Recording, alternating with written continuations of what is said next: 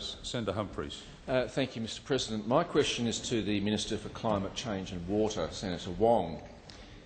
How much will grocery prices rise under Labor's flawed and rushed emissions trading scheme? Good question.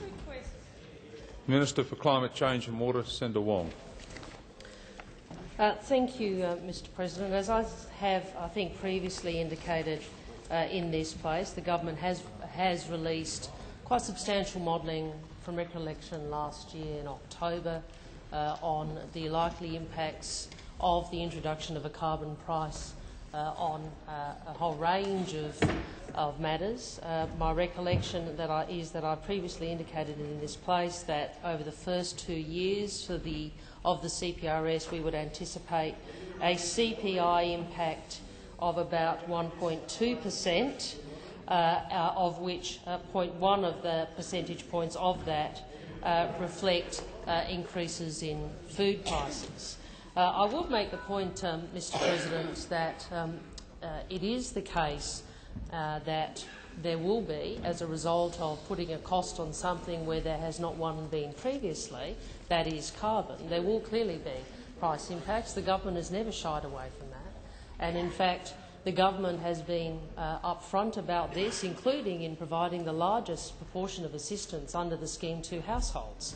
Mr President, senators may recall that last year when the Prime Minister announced the White Paper, the majority, I think some 50% of the income received by government from the auction of the permits under the emissions trading scheme would be provided to households, Australian households, targeting particularly low-income households and middle-income households.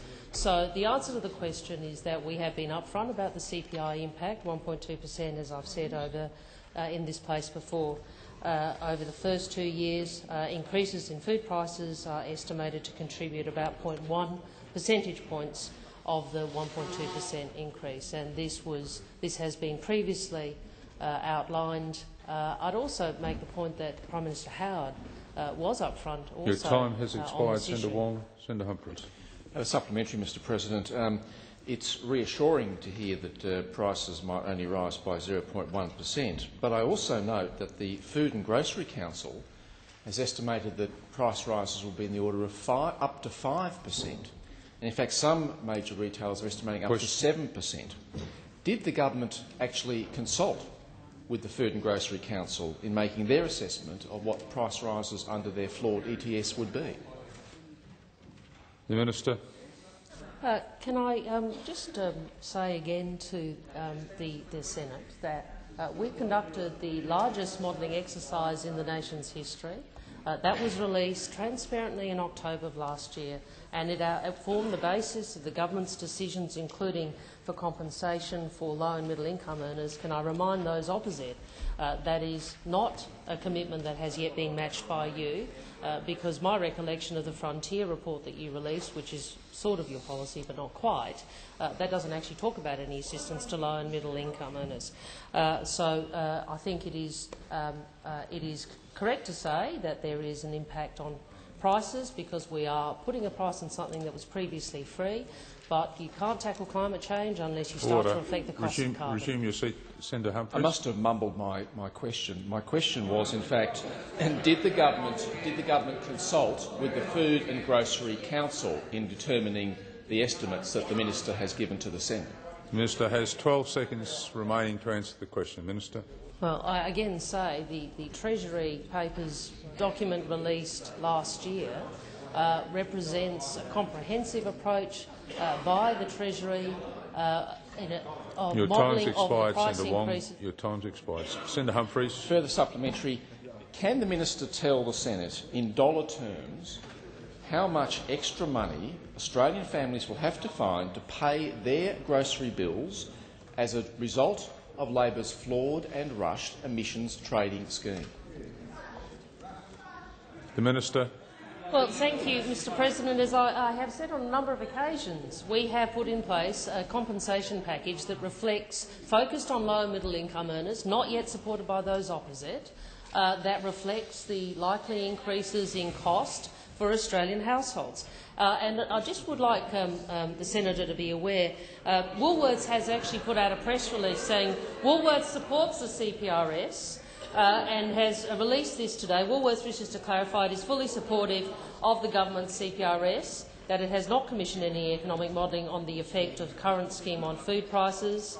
It goes on to say that the CPRS is necessary to effectively address climate change. It also talks about the fact that there is a slight price rise. The reality is we have a number of months left in this debate, depending on when the opposition come up with their amendments.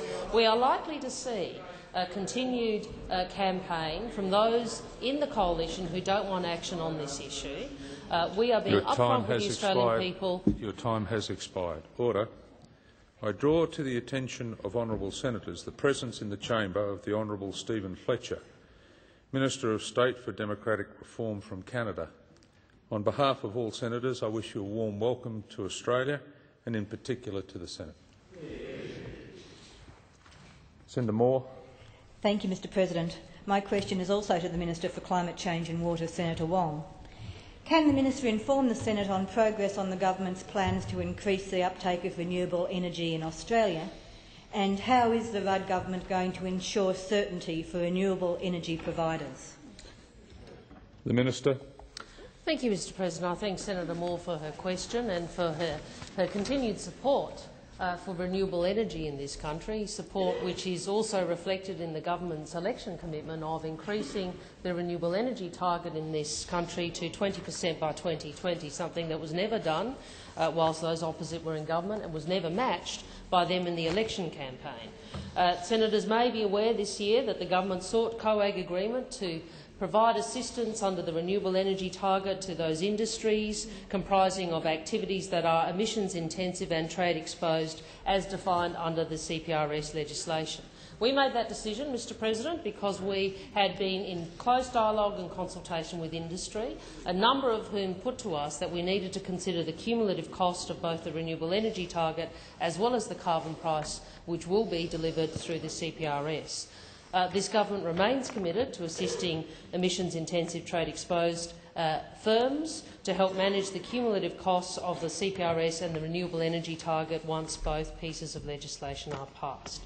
It is the case, Mr President, that as a result of the division on the other side and the inability of the coalition to support action on climate change, that the government has had to look to Plan B, a less beneficial alternative, but an alternative which we think is necessary in order to ensure solar providers, wind companies, wave companies and the other providers of renewable energy in this country are provided with the certainty that is required until such time as the coalition sort out their internal squabble on the CPRS.